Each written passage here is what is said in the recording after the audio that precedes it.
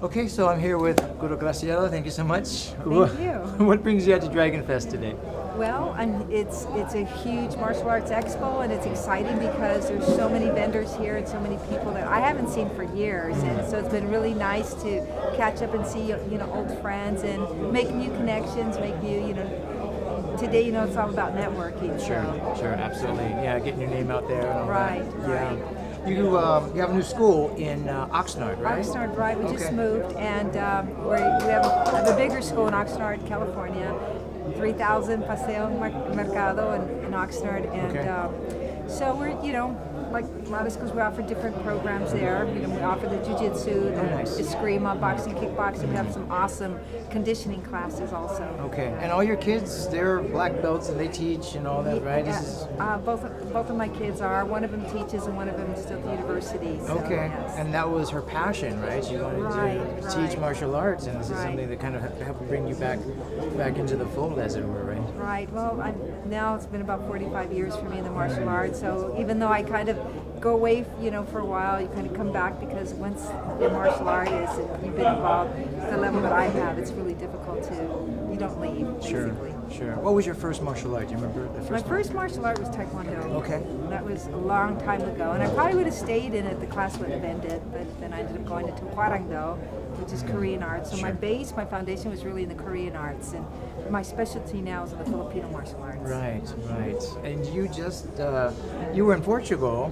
Right. Over there, I was following stuff online, and it looks like, you and Guro Felix were just, they're taking over the European continent over there. Yes, I competed in Portugal at the GSBA, which is the Global Stick and Blade Alliance, and we had the World Championships there. And yes, I came home with the gold, and the super seniors. All right, that's fantastic. I think I wouldn't be out there, so.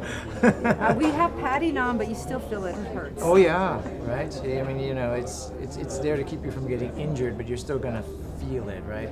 But I think it's important to stay busy, and as an instructor, you're teaching, and that's great and everything. But for me, the competition just kind of makes it more exciting, more interesting. So and it keeps you in training, and I really enjoyed that process. Right. Do you have anybody that may be interested in entering either kickboxing or MMA that and you can see that they want to do this, and you're either going, no, you don't want to do that, or okay, let's see how we can get you properly trained. That would be my attitude. Would be okay, if you're going to do it, then do it right. Okay. And make sure that you align yourself with people that are really going to look out for you. Okay, that's good advice. Tell me about, we spoke last night and you were talking about a book that you wrote, autobiography. Tell us about that. Actually, it's not an autobiography. I wrote for years for the magazines, so it's really a book for women. And I say the book says it's a guide to personal protection that every man should read. Okay. And the reason I say that it's because I really believe self-defense has no gender. So it's really a self-defense book, but not a picture book. It's something that you could sit and read and hopefully focus more on the psychological and the mental. It's more information that might make the difference in any given situation. So that situational awareness and learning. So it's a book focusing on self-defense, but I always, I learned this from my friend Cliff Stewart, who's always saying, whatever works for you, it's what I'm going to use. And he was a bodyguard at the time. Okay. So I've always thought of that, like why do we don't have men's self-defense, we only have women's self-defense. Why is that?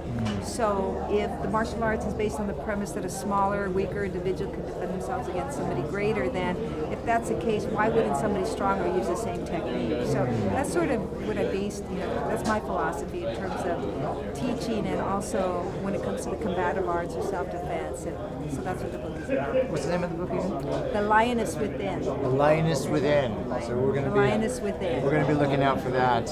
Thank you for taking time with me at Dragonfest Thank you. 2018. Thank you. We are going to do a full-fledged bio for her through the museum and other stuff. A lot of good stuff coming up with Guro Graciela, and we're looking forward to it. And thank you again for taking time with me today. All right. Thank you. Salamat po.